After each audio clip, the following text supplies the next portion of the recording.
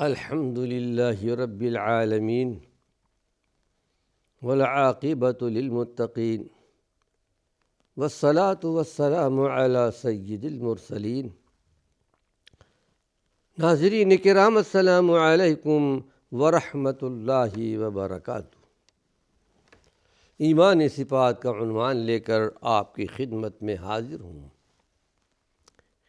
ایمانی صفات کے تعلق سے وہ کلمات قرآنیہ جن کے بڑے فضائل بیان کیے گئے ہیں اور اللہ کے رسول صلی اللہ علیہ وسلم نے اپنے امت کو بتایا ہے، خبردار کیا ہے کہ ان آیات بینات کی تلاوت کی جائے۔ جیسا کہ پچھلے درس میں عرض کر رہا تھا، اللہ کے رسول صلی اللہ علیہ وسلم نے ارشاد فرمایا، اچھے خواب اللہ کی طرف سے ہیں، برے خواب شیطان کی طرف سے ہے۔ اگر کوئی آدمی ایسا خواب دیکھے جو اس کے لیے پسندیدہ نہیں ہے تو اس کو چاہیے کہ جب وہ جاگے تو بائیں طرف اعوذ باللہ من الشیطان الرجیم یا تعوذ کی آیات پڑھ کر دم کر لے، شیطان کی طرف سے حفاظت ہو جائے گی، ولا تضرہ، اور اس کو کچھ نقصان نہیں پہنچے گا۔ ہم میں سے بہت سے افراد ایسے ہیں، مردوں میں خواتین میں، جو ایسے خواب دیکھا کرتے ہیں، ڈراؤنی خواب، تو ان کو چاہیے اعوذ باللہ من الشیطان الرجیم پڑھ لے جاگنے کے بعد۔ اور ایک حدیث شریف میں یہ بات بھی آتی ہے، جب آدمی کروٹ بدلے سونے میں، تو اللہ کے رسول صلی اللہ علیہ وسلم یہ دعا پڑھتے تھے، لا الہ الا اللہ الواحد القہار رب السماوات والارض وما بینہما العزیز الغفار۔ یہ پڑھ لیا کرے کروٹ بدلنے کے وقت، اور اعوذ باللہ من الشیطان الرجیم پڑھ لے۔ تو اللہ کے رسول صلی اللہ علیہ وسلم نے ارشاد فرمایا، یہ برے خواب جو انسانوں کے لیے ناپسندیدہ ہے، یہ شیطان کی طرف سے ہے۔ لیکن جب تعوذ پڑھ لے گا، یعنی پناہ مانگ لے گا، تو لا تضرہ، اسے کچھ بھی نقصان نہیں پہنچے گا۔ پھر اس کے ساتھ ساتھ اللہ کے پیارے پیغمبر محمد صلی اللہ علیہ وسلم نے اپنی امت کو اس بات سے بھی خبردار کر دیا کہ برے خواب کسی کے سامنے بیان نہ کرو۔ ظاہر ہے کہ برے خواب بیان کرنے والوں میں اگر ہر ایک کو بیان کر دیا جائے تو ہر ایک قسم کے لوگ ہوں گے، مخالفت کرنے والے بھی ہوں گے، مخالف بھی ہوں گے، دشمن بھی ہوں گے، اچھے بھی ہوں گے، لیکن کسی کو نہ بتایا جائے۔ اللہ کے پیارے پیغمبر محمد صلی اللہ علیہ وسلم نے منع کر دیا ہے، برے خواب کسی کے سامنے اس کا اظہار نہ کیا جائے۔ لیکن اگر اچھا خواب دیکھا ہے تو اسے چاہیے کہ وہ خوش ہو جائے، اسے خوش ہونا چاہیے کہ اللہ رب العالمین نے اچھا خواب دکھلایا ہے۔ کوئی باغ باغیچہ دیکھ لے یا اور کوئی خوشی کی بات دیکھ لے تو گویا وہ اللہ کی طرف سے ہے۔ اور پھر آپ نے ارشاد فرمایا کہ ولا یخبر، اچھے خواب بھی کسی کو نہ بتایا جائے، مگر ہاں وہ اس کو بتایا جائے جو اس سے محبت کرتا ہو، جو خواہ دوستی ہو اس کے ساتھ، اس کا مخالف نہ ہو۔ یہ روایت تو مسلم شریف کی ہے، لیکن ایک روایت میں کہ اللہ عالم، یا عالم کو بتایا جائے، دین کا علم رکھنے والا۔ پھر کہ قرآن حکیم میں تعوذ کی آیات بھی نازل ہوئی۔ یہ آیت آپ کو ملے گی سورہ المومنون 18ویں پارے میں کہ رب اعوذ بک من ہمزات الشیاطین۔ اللہ رب العالمین نے یہ دعا سکھائی ہے اپنے پیارے پیغمبر محمد صلی اللہ علیہ وسلم کو، اے ہمارے پیغمبر شیطانی شر اور فتنے سے بچنے کے لیے یہ آپ پڑھا کریں، رب اعوذ بک من ہمزات الشیاطین۔ اے پروردگار عالم، تو شیطان کے اکساہٹ سے، شیطان کے شر سے ہمیں بچا لے۔ ہمزات الشیاطین واعوذ بک رب ان یحضرون، اور اس بات سے بھی تیری پناہ طلب کرتا ہوں کہ وہ میرے پاس آئیں۔ کچھ ایسے بھی افراد آپ کو ملیں گے جو جن اور شیاطین کا عقیدہ نہیں رکھتے، جن کوئی چیز نہیں، شیاطین کوئی چیز نہیں، اور انسانوں پر وہ حاوی نہیں ہوتے۔ ایسا عقیدہ رکھنے والا گویا قرآن حکیم کے ان آیات بینات کا منکر ہے، جبکہ قرآنی آیات میں اس بات کا ذکر کیا گیا ہے، اثر انداز ہوتے ہیں اور ان سے پناہ مانگنے کی تعلیم بھی دی گئی۔ یہ آیت صاحب بتا رہی ہے وَقُلْ رَبِّ اعوذ بِكَ مِنْ ہَمَزَاتِ الشَّيَاطِينِ وَاعُوذُ بِكَ رَبِّ أَنْ يَحْضُرُونِ، اس بات سے بھی میں پناہ مانگتا ہوں کہ وہ میرے پاس حاضر ہوں، یعنی مجھ پر سوار ہو جائیں۔ اس سے پتہ چلا کہ جن اور شیاطین انسانوں کو نقصان پہنچاتے ہیں، اس کا علاج بھی اللہ کے رسول صلی اللہ علیہ وسلم نے بتایا ہے۔ یہاں تک کہ مرض الموت کے اندر، وہ بیماری جس میں موت واقع ہوتی ہے، معوذتین پڑھ کر دم کرنے سے جاں کنی کی تکلیف میں کمی ہوتی ہے۔ اللہ کے رسول صلی اللہ علیہ وسلم جب کہ مرض الموت میں مبتلا تھے، آپ کی زندگی کے آخری لمحات تھے اور سختی کا عالم تھا، تکلیف کا عالم تھا، اور آپ کے زبان مبارک سے یہ الفاظ نکلتے تھے ان للموت سکرات، یعنی موت کے لیے سختیاں ہیں۔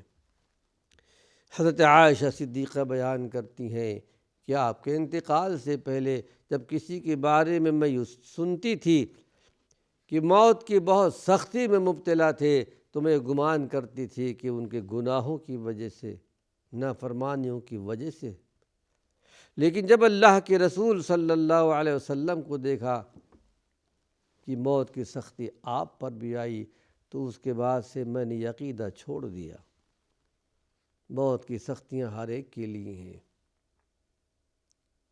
پھر اللہ کے پیارے پیغمبر محمد صلی اللہ علیہ وسلم نے دعا فرمائی اللہم اعنی علی سکرات الموت وغمرات الموت، اے پروردگار عالم، موت کی بے ہوشی اور موت کے سختی اس پر میں اللہ میں تیری پناہ چاہتا ہوں۔ اللہ کے پیارے پیغمبر نے یہ دعا سکھائی ہے، تو اس وقت بھی اگر معوذتین قل اعوذ برب الناس قل اعوذ برب الفلق پڑھی جائے، دم کیا جائے، تو جاں کنی کی تکلیف میں کمی ہوتی ہے، جیسا کہ حضرت عائشہ صدیقہ بیان کرتی ہیں کہ اللہ کے رسول صلی اللہ علیہ وسلم آپ کو جب تکلیف ہوتی تھی اپنی ذات پر تو آپ یہی دو صورتیں پڑھا کرتے تھے،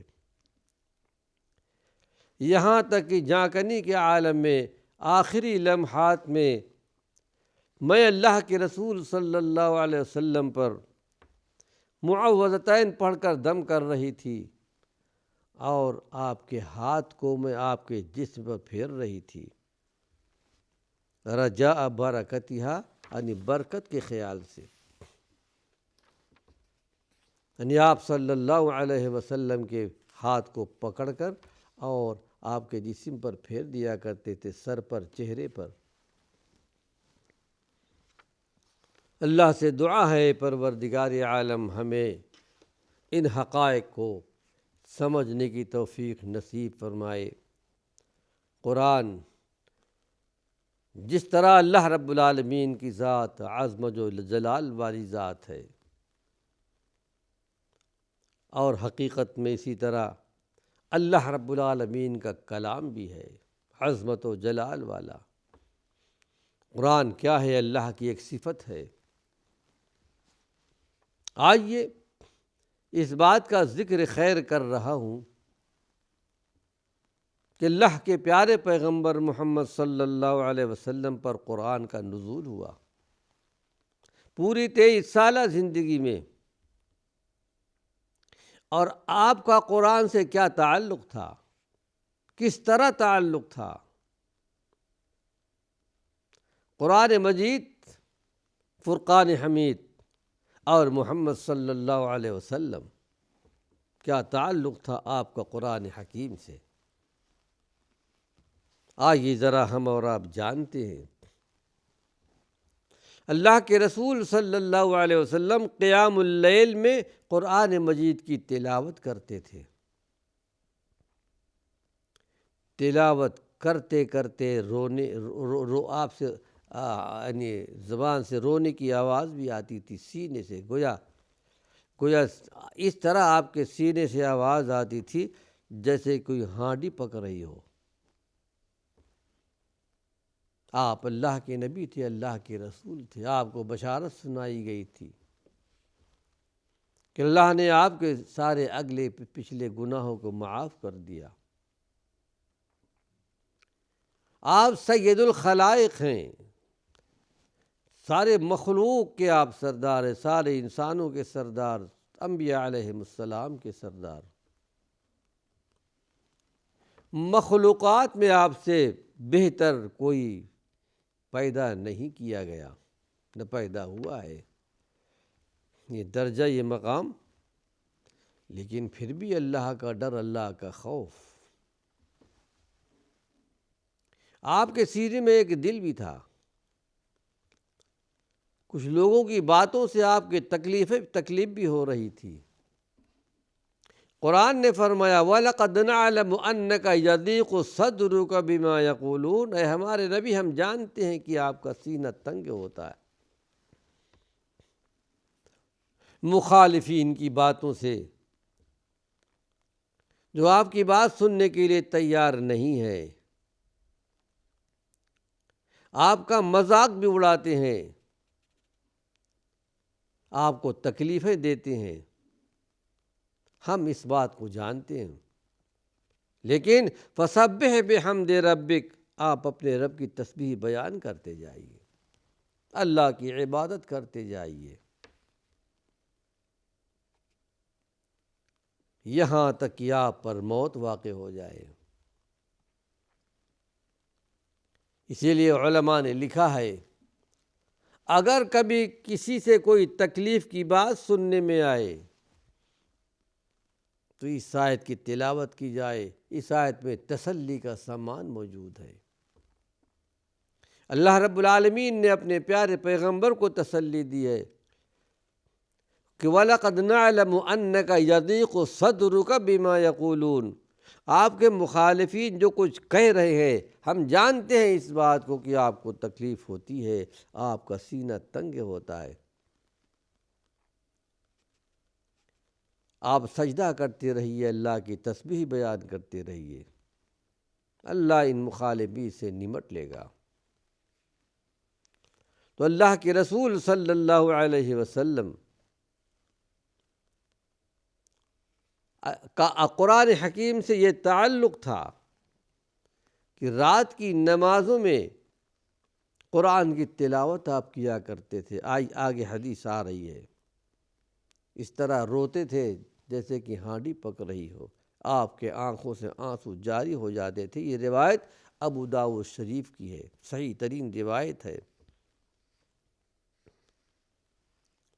سفر کے عالم میں بھی اللہ کے پیارے پیغمبر محمد صلی اللہ علیہ وسلم قرآن کی تلاوت کیا کرتے تھے۔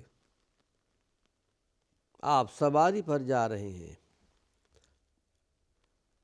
اس زمانے کی سواریاں کیا تھی؟ گھوڑا ہو، اونٹ ہو، خچر ہو،